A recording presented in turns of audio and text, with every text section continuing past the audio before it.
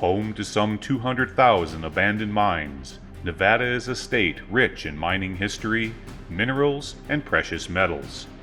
Shortly before becoming our nation's 36th state in 1864, Nevada attracted thousands of miners from the gold fields of California to work in large mines such as the Comstock Lode in Virginia City. Then, at the turn of the century, large deposits of silver were discovered near Tonopah, with huge deposits of gold found further south in Goldfield in 1902 and Rhyolite in 1905, just to name a few. Ghost towns, ore processing mill sites, open pits, and abandoned underground mines are scattered all across Nevada. So for the next 6 months, come with me as I take you to some of the most remote and interesting locations across this great state. Today, on Abandoned and Forgotten Places, we begin our summer adventure season with some remote gold mines containing interesting geology, artifacts, and I show you firsthand just one of the many extreme dangers in abandoned mines. Abandoned mines are interesting, intriguing, and sometimes even enticing, but without the proper knowledge, experience, and safety equipment, exploring an abandoned mine could cost you your life. Armchair exploring is the safest way to explore an abandoned mine, so please, stay out, stay alive, and enjoy the show.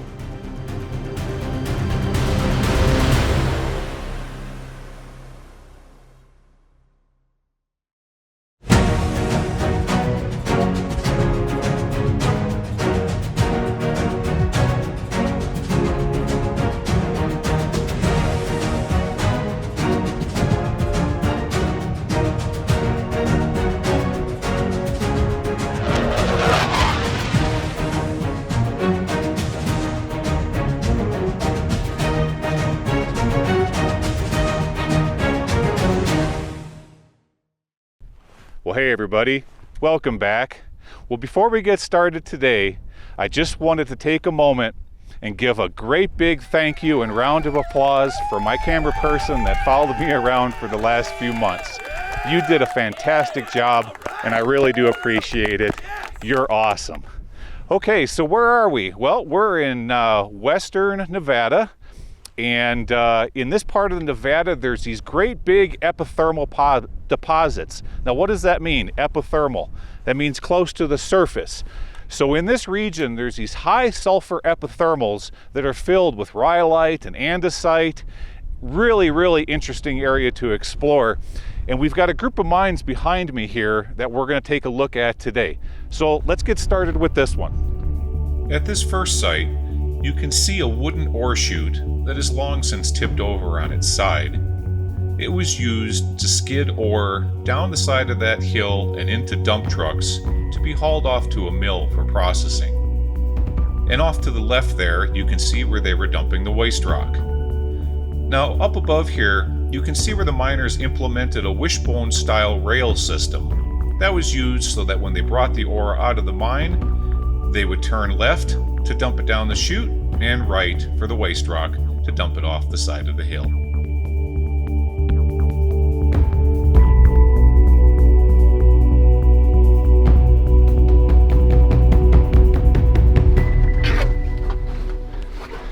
All right, everybody, let's explore this old mine.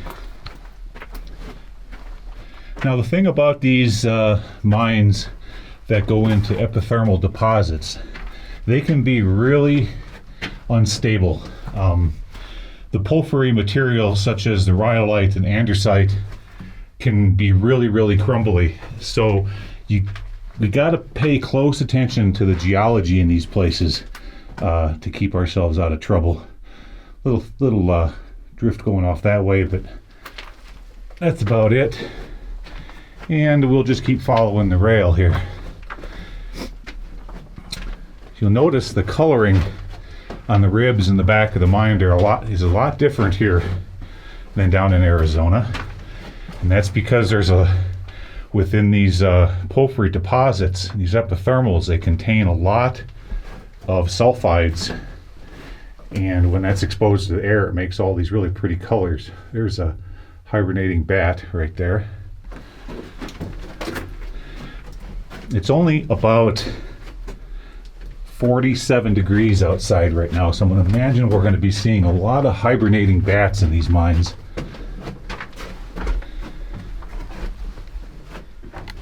What do we have here? Oh, well, now that's kind of cool. We've got rail coming up on a platform, and then it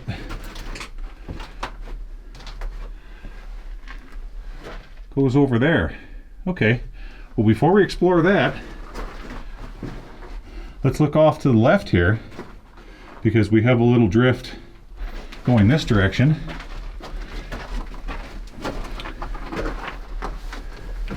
But that's going to be the end right there. It doesn't go around the corner.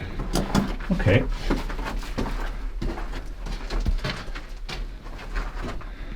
Okay.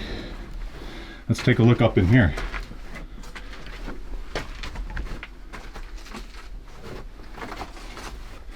Wow, there is a bunch of air moving through this area right here. That is going to be an ore pass. So with all of the air moving, that tells me that's going to link up to something a little bit lower on the mountain. We're going to have to try to figure out where that comes out. Let's take another closer look at this platform here.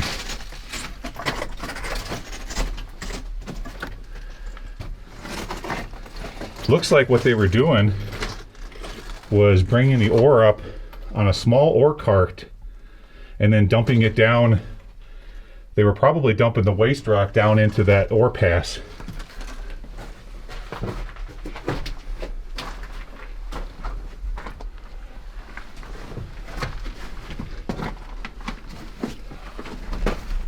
All right, what is that? Oh, a ladder.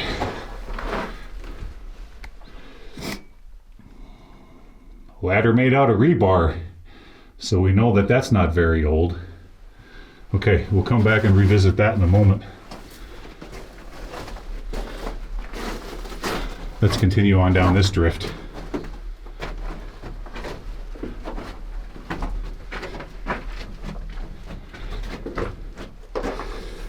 Oh, look at all the miner's gloves here. There's a glove there.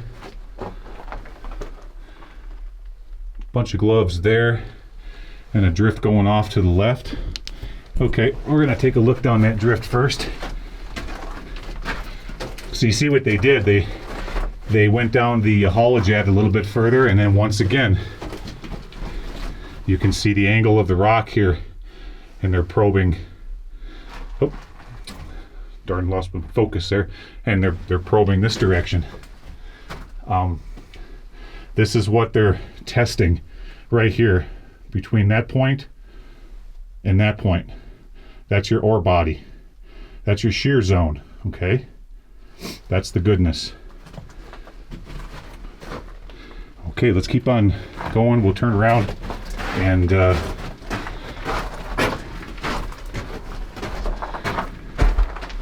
work our way up the rest of this haulage at it. And that's as far as it goes. Okay, I'm going to meet you back at that ladder. See you back there. Okay, let's take another look at this ladder. Let's see if maybe it goes up to another level. Being that it's made out of really nice rebar,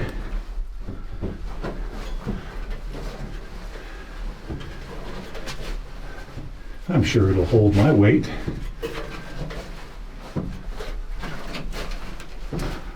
Oh, it's a little wiggly. Feeling a bunch of airflow. Oh, now it's, yeah, the airflow is getting greater and greater. So we're getting closer to the surface. And that's as far as I'm going to be able to go. It almost turns into vertical at that point. Yeah, that's as far as I'm going to be able to go, guys. You'd need a rope to get up there. All right. Well, we've got a bunch of mines in this area, like I was saying. So let's work our way back outside and see if we can't find where that ore pass comes out. Okay, meet you back out there. Okay, we're back outside, and I walked up and over the hill, and we are directly on the opposite side of the mine that we were just in. And indeed, we have an adit, and I believe that this is going to be our ore pass. Now, before we head inside, I want to show you something real quick. Look off to the left here. Right there. See the big waste rock pile out there? We're going to be visiting that later on in the program. So let's head on inside.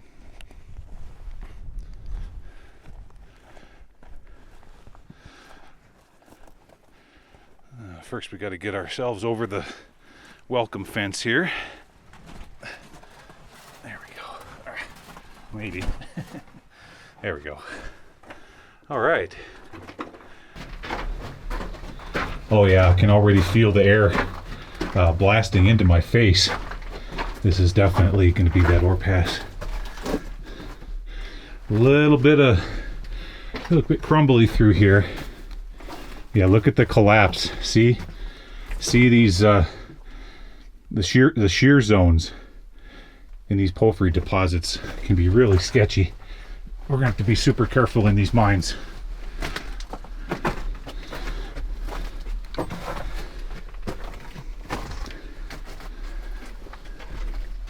Lots of pack rat nests and pack rat droppings all over the place.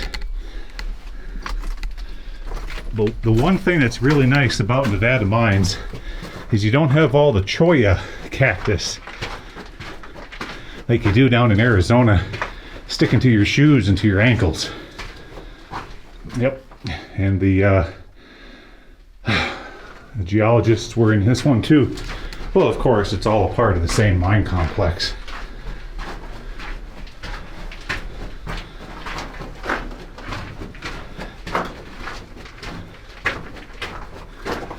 Oh, what's this?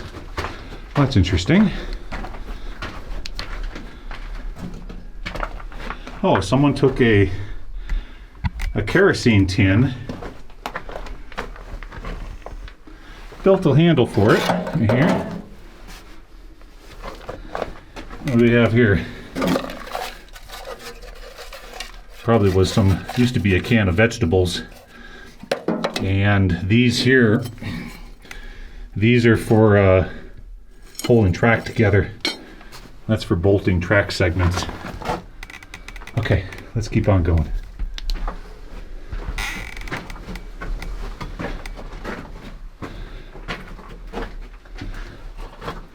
And around the corner. All right. Sharp left.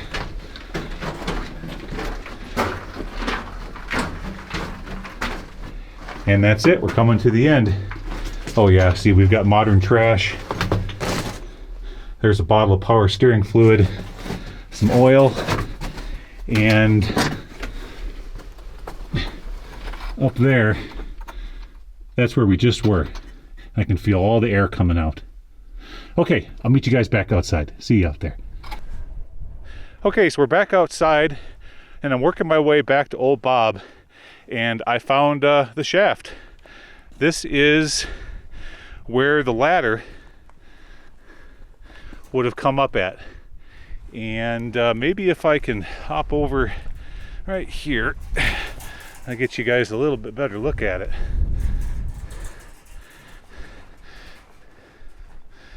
Right down there. That's where it would have come up. Right there. If we would have had a rope. Or you could drop down from this direction. But you see, all it's really going to be is, again, here's the side of the shear zone that they're probing. And that's why they dug this right here. Notice see how the porphyry rock, see how this, I think this is andesite right through here. See how the andesite is meeting up with this rock right here, right through here? That's why they're probing this section, because that's where you find your gold in these epithermal deposits is along the shear zones. Okay, let's get back to old Bob, and we're going to head on off to the next mine. We'll see you over there.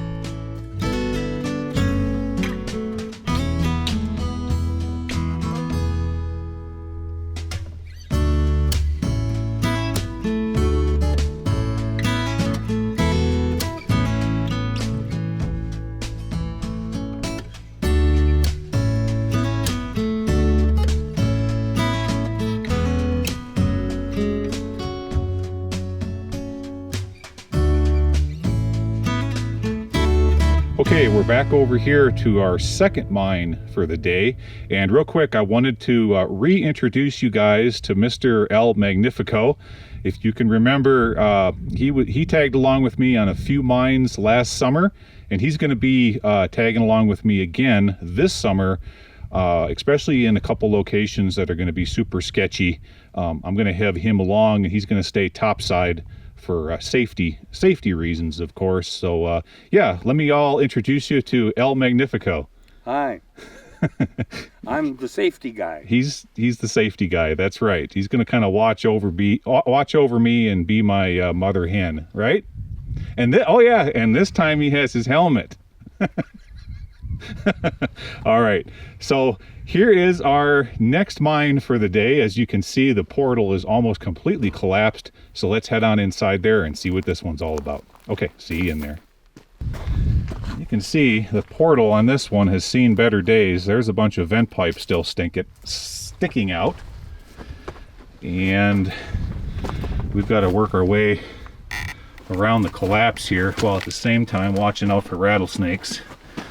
It's still pretty cool out, like I was saying, but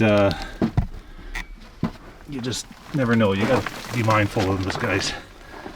Okay. Oh, look at here, right off the bat. There's the there's a pair of gloves hanging off of a couple of nails right there. Oh, guys, look down here on the floor. We've got an artifact. Look at there. A can of grapefruit. Highway grapefruit. That's definitely that's probably from the 50s. Yep. But it's rare to see a can with the label still on. All right, let's continue on. And again, the geologists were in here tagging and testing this one also. Oh, what do we have up here? An old ladder, some more tins, a bucket.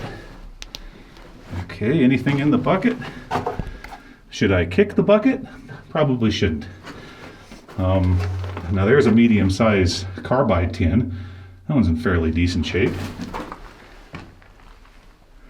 If I can get my light down in there for you guys, maybe not. Well, just a bunch of pack rat droppings. And another tin right there. Okay, let's continue on. Now, right away, okay, at this point right here, I can already smell it. There's a bit of sulfur in the air, and that's why in these epithermal deposits, there is a chance of them having hydrogen sulfide gas. So we've got to be real careful. If it starts to get really, really smelly and sulfury, we're going to have to back out of this mine. But I do have a meter on me that tests for hydrogen sulfide gas, and if it reaches, I think I have it set at the lowest setting possible at 5 ppm. Actually, I don't think, I know it is. It's set at 5 ppm. And I will not go into a mine any further if that alarm goes off. It's starting to get really humid.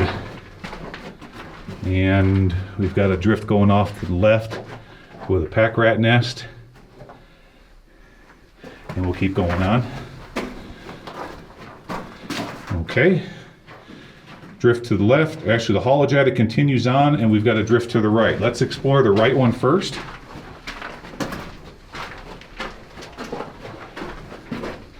A little bit of rock fall through this area. Nothing too bad. We can work our way around that.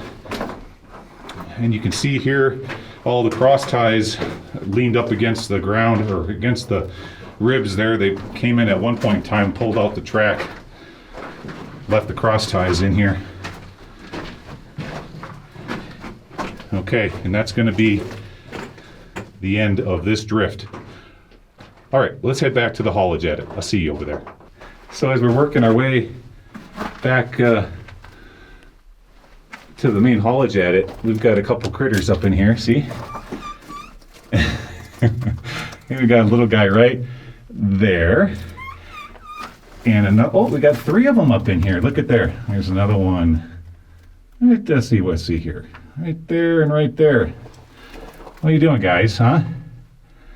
They're like, yeah, just get out of our house.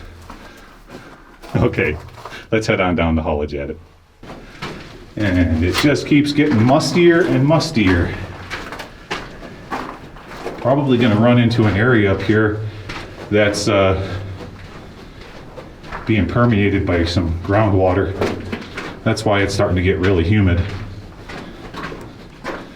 I'm just kind of buzzing through here real fast. There's nothing too exciting to see for right now.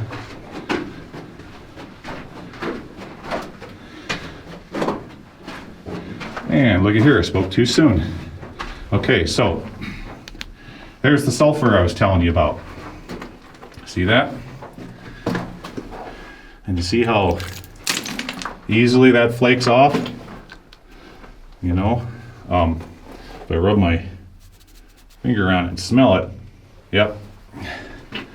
Yeah, but it's not solid sulfur, it's just on the surface of the rock.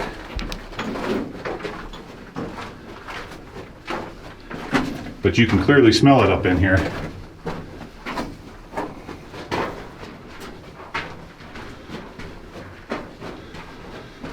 Still not much to see as we work our way.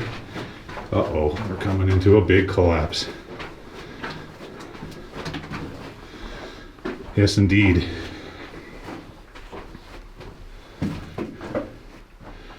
Okay.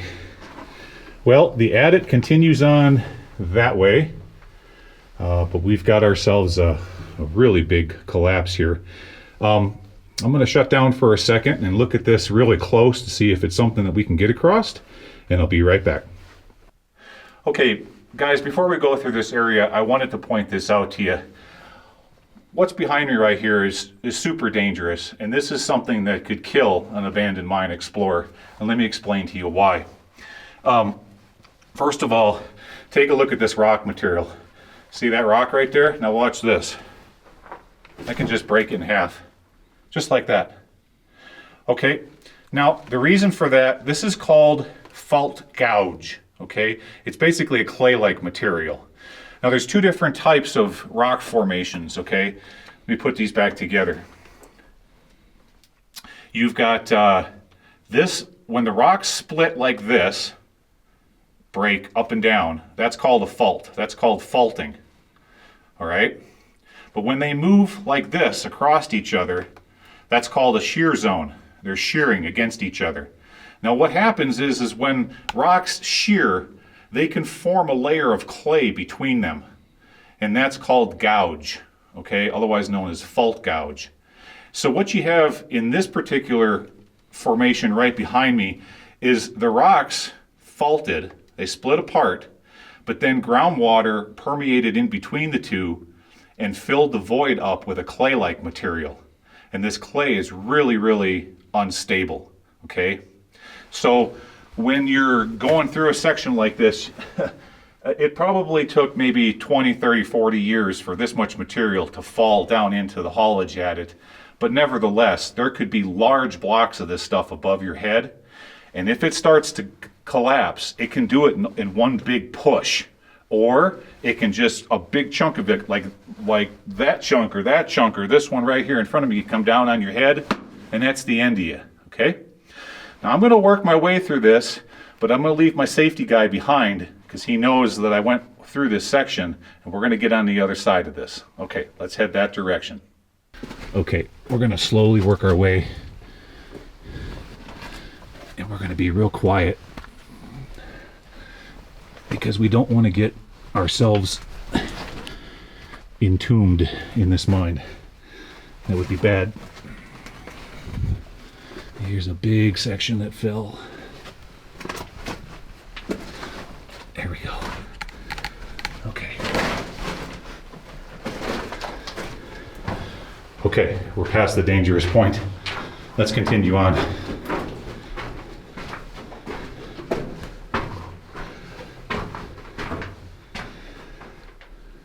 We have some interesting carbide lamp marks on the wall there. Don't quite know what that means. Well, I know what that one means. And whoever Tom Swift is. All right, let's continue on.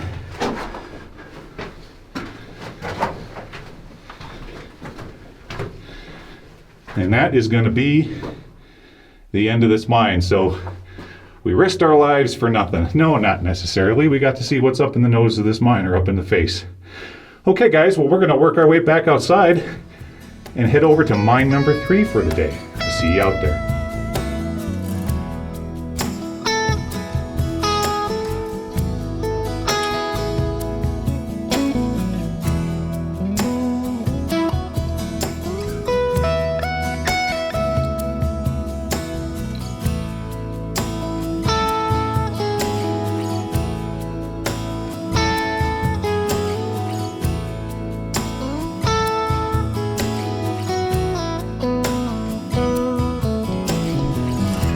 Okay, so we've worked our way to mine number 3 for the day, and down there you can see El Magnifico, Old Bob, and his ride, which is what we all call New Bob. They're both Jeeps are both 1998 TJ Wranglers. The only difference is he's got a lift kit on his. Mine's not lifted, but mine's got a 300 horsepower stroker motor in it. So that's our rides for getting into these places. But this isn't an auto show, this is a mine show. So let's start working towards mine number 3. We've got rail coming out.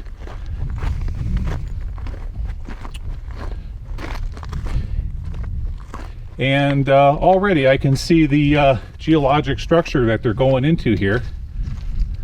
See that? See that shear zone right there? The dip that goes all the way up the hill? Off to the left-hand side right over here, you've got a bunch of rhyolite. So, okay, you guys are asking, what's rhyolite? Well, rhyolite is an igneous rock. Basically, it's ancient lava flows. Then you have your andesite, again, that's in the igneous category. And it's, again, as I've been saying all day, it's along these shear zones is where they're finding their gold. Okay, let's head on inside. Oh, so they left the track outside, but they removed the track inside. Well, that's interesting. Wonder why they didn't take the outside track too and just salvage it all together. Oh, I know why. Because it has a bend in it. That's why they can't. That's why they didn't take it, because that's bent. They only kept the stuff that's straight. Oh, now the rail picks back up again. Now through this area here, as they're working this shear, the back of the mine is I'd say probably 10 feet tall through this section, maybe even 12 feet.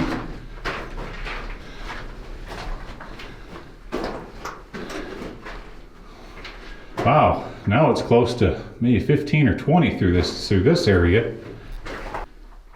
So they made themselves a little platform right there.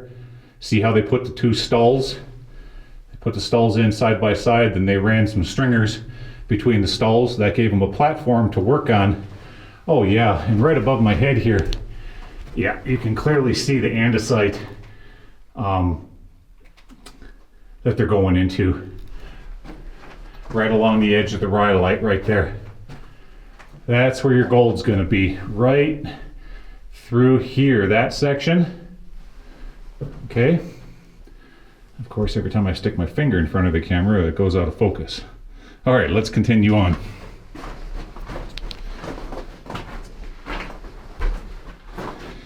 All right, we've got a drift to the right. And the rail keeps going that way. Let's keep going that way. Aha.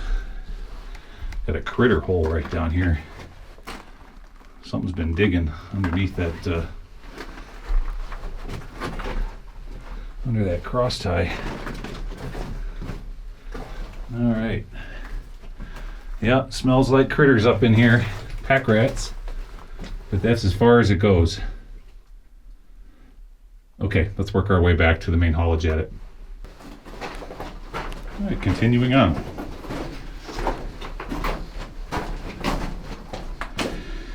There's a couple artifacts down here. Let's see. Oh yeah. Hills Brothers coffee and a can of grease. That's what that is. Looks like the miners may have filled that can with some crushed samples for assay.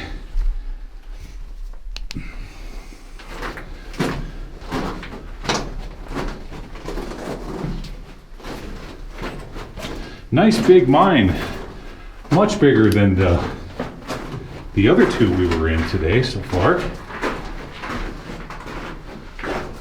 Looks like I can stand up in this one. Oh, wouldn't you know it?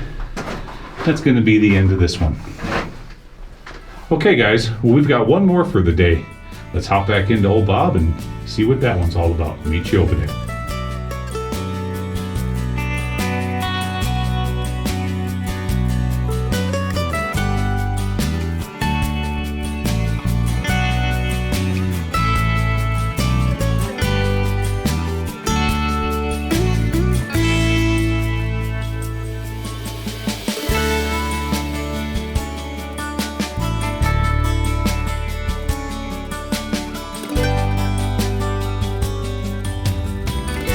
Okay guys, so we made it to mine number 4 for the day, but we've got a bit of a problem on this one, and let me show you what that problem is. Follow me.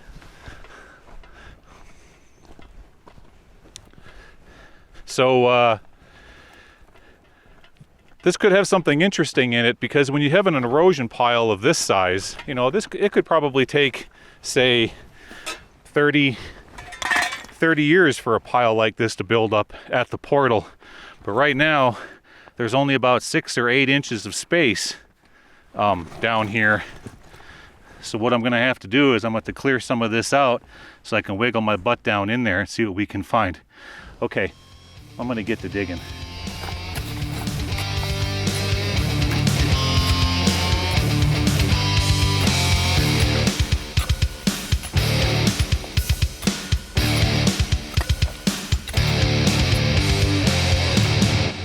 Okay guys, we got this dug out pretty good where I can get inside, but before I do, I want to talk about something real quick. Digging out an abandoned mine is really dangerous, and here's why. Now, if the portal is sealed up, this one wasn't 100% sealed up. It only had maybe an 8 or 10 inch crack left to get in, which allows some airflow. But if it's totally sealed up, all the decomposition of the sulfides and the iron and everything that's inside of this mine is going to be using up all of the oxygen. And after you dig out the mine, you really can't immediately just jump right into it like I'm going to do right now. The reason I'm going to do this is because I have 2 monitors on me, and if these things start to go off right here at the portal, I'm getting my butt out of here. But you could dive down into one of these that you've just dug out and instantly be in a pocket of bad air and start to suffocate and pass out. Okay, so just another one of the dangers of abandoned mine explorers. I've let this thing air out, or at least this area, for the last 5 or 10 minutes. It should be good right here at the portal, but let's see what's in this abandoned mine.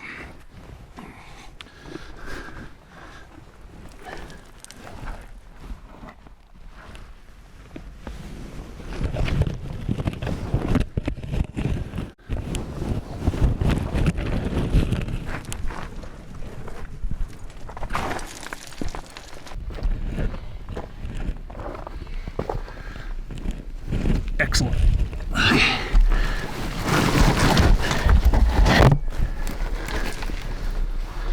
All right. So far, so good. Really, really stinks bad of sulfur in here. Definitely the concentrations are higher than the last mine I was in. Now, usually what I would do in a situation like this is I would put my air monitors down by my ankle, because if there's going to be bad air, that's where it's going to be.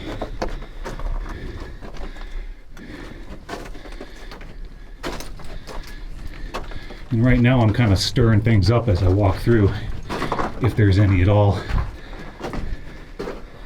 So far so good. So we have a, I'm not sure what that is.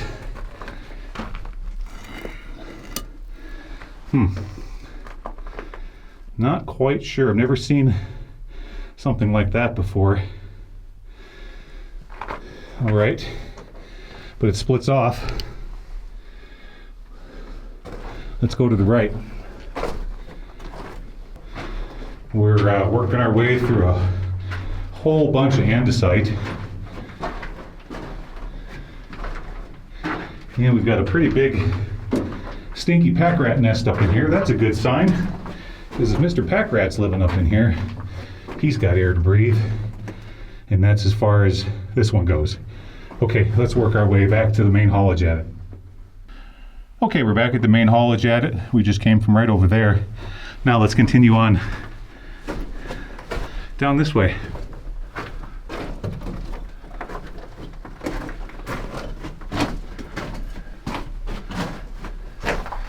We've got a bunch of cross ties on the floor. Oh, there's the large sized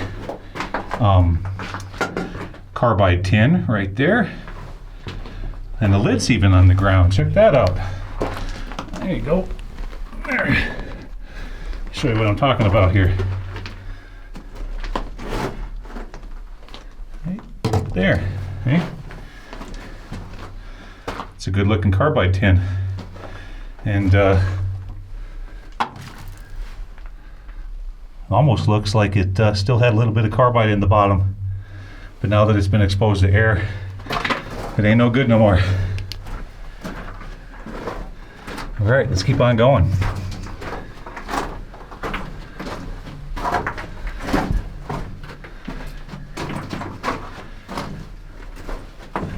Oh, there's where, that's what I'm smelling. Okay. I thought I caught a whiff of diesel there for a second. And we've got a bunch of fuel barrels here. And a kerosene tin down on the floor. But yeah, they go off into that drift back there. Well, looks like they probably were filled with water and being used in conjunction with the drillings. Look at that, it goes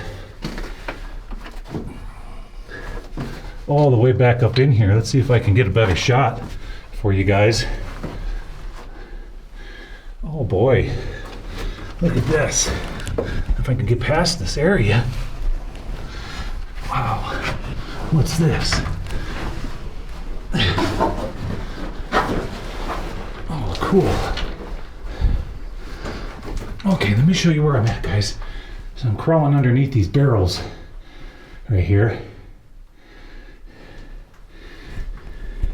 And, oh yeah. It looks like they were starting on an ore pass, but it stops right there. All right. Let's continue on. See, it turns out that the one that we had to dig out is going to be the most interesting mine for the day.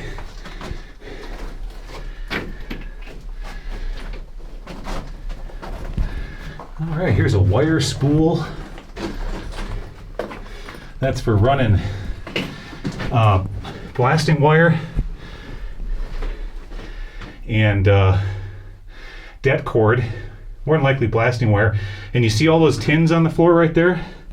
Right there, 1, 2, 3, 4, 5. They're just scattered all over the place. Let me show you these a little bit better. These are blasting cap tins. Right there, okay? Yep. Those are all tins of blasting caps. Any live caps hiding up in here? Nope. But I do see a lot of the fuse that was wrapped around these spools. Okay, now I'm gonna take you back through the barrels of doom to get a better look at it from this angle. See that?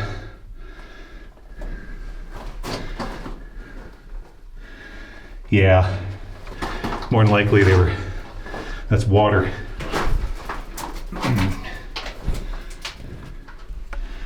There is some, well, let's look here. There is some writing on that. Maybe some of you will pick that up and zoom in on it. Okay. Let's continue on.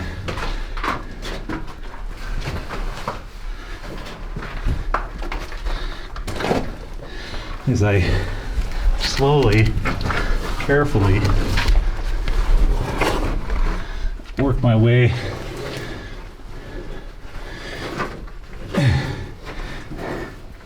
past these barrels. All right, we're back to the holojated. That was cool. Let's continue on.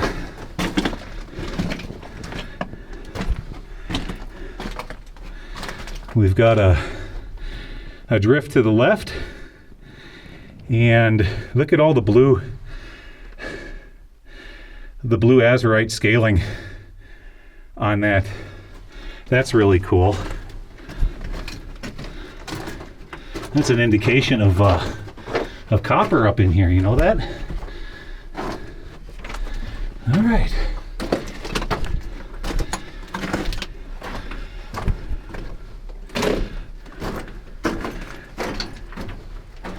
Well, it just keeps on going. That's a good sign.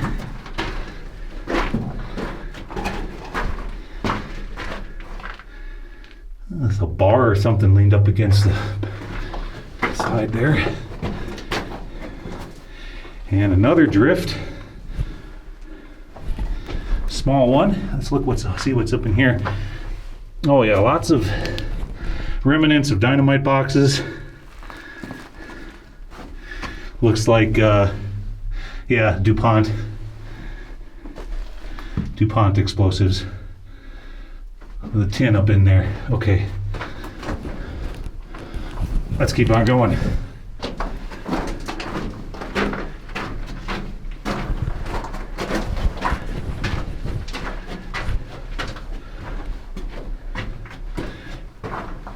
Wow, this is turning out to be a really big mine. By the size of the waste rock pile outside, I wouldn't have expected this.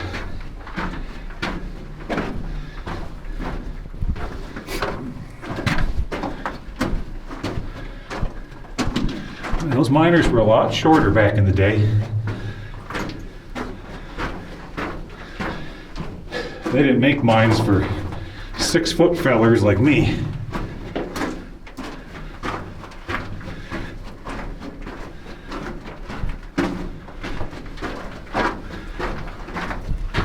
Just keeps on going.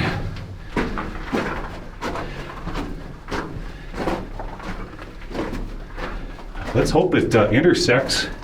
Be nice if this intersected with a shaft or something like that.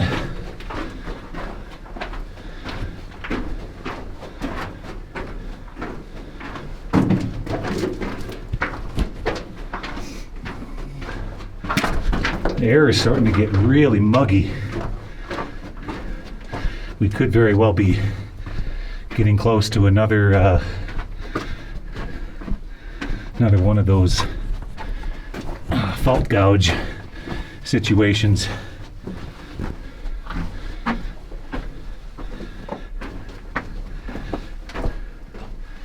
Ooh, this is some really, really crumbly stuff.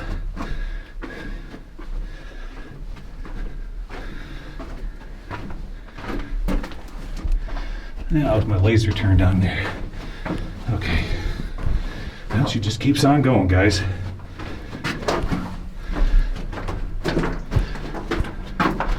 My darn laser's turning on automatically.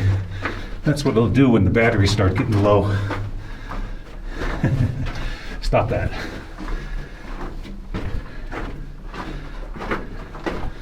Wow. Yeah, I just wouldn't have expected this mine to go in this far. All right, look at here. We made it to the face.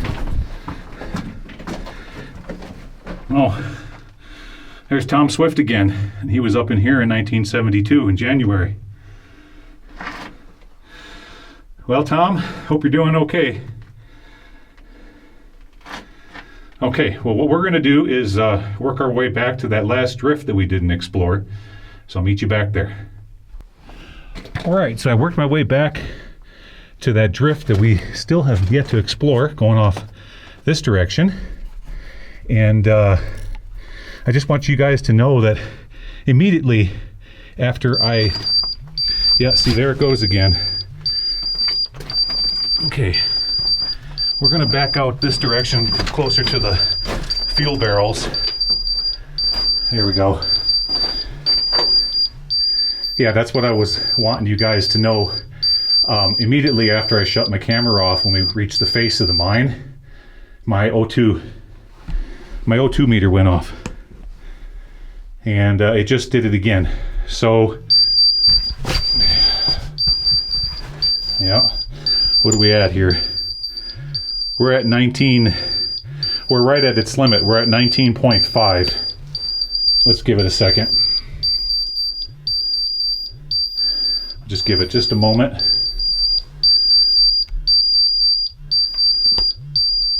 Yeah, we're still at 19.5, so we're right at the alarm limit. Nope, she's not shutting down. Okay, let's, there we go. Okay, back to the barrels. Now I'm going to work my way towards that drift that we didn't explore, but if this O2 meter keeps going off, then we're gonna have to back out of there. All right, let's just work our way back up towards it.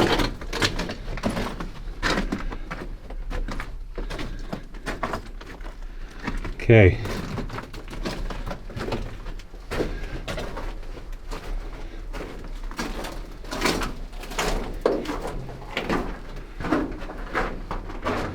And it does keep going off this direction.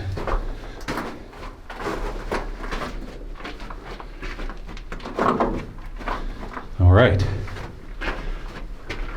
See, what's happening, guys, is... Okay, I'm not going to go any further until I can get my O2 meter down near the floor. Give me just a second. Okay, I have my meter down by the floor. If there's pockets of bad air down here, it's going to go off. Nope. Okay, we're good. See, what could be happening is bad air pools at the floor, and as you walk through it, you stir it up, and as you stir it up, it'll come up to like where my meter is right now at chest level and set the meter off. And that's as far as it goes, right there. Okay, let's meet you guys back at the barrels. Okay guys, I'm back at the barrels, and yep, there's a small pocket of bad air through this section, and that's exactly what's happening. So there's small pockets that are at floor level down by my feet, and as I walk through it, you stir it up and you create eddies, and it gets up to about chest high, and that's why it's setting off my meter. Okay, it's time to retreat from this mine. So I'm not going to take you guys all the way back out, but I'll meet you back outside. Okay, see you out there. All right, everybody, back outside, safe and sound. Well, if there was ever a good example of bad air, that mine was definitely one of those. And that's the dangers of exploring abandoned mines. If you didn't have one of these units on you, and you go inside one of these things, and there's bad air, you could pass out. And the thing is, you're not going to remember passing out. You're just going to pass out. And then once you pass out, you're laying at floor level. There's no oxygen down there. No oxygen down there means no oxygen to your brain. And that's the end, and you're dead. Okay, well, I hope you enjoyed today's episode. That was a lot of fun. These were 4 interesting mines, but there is so many in this state to explore, and I can't wait to start jumping into them. So with that, I guess I'll see you folks next weekend. Okay, take care. Bye-bye.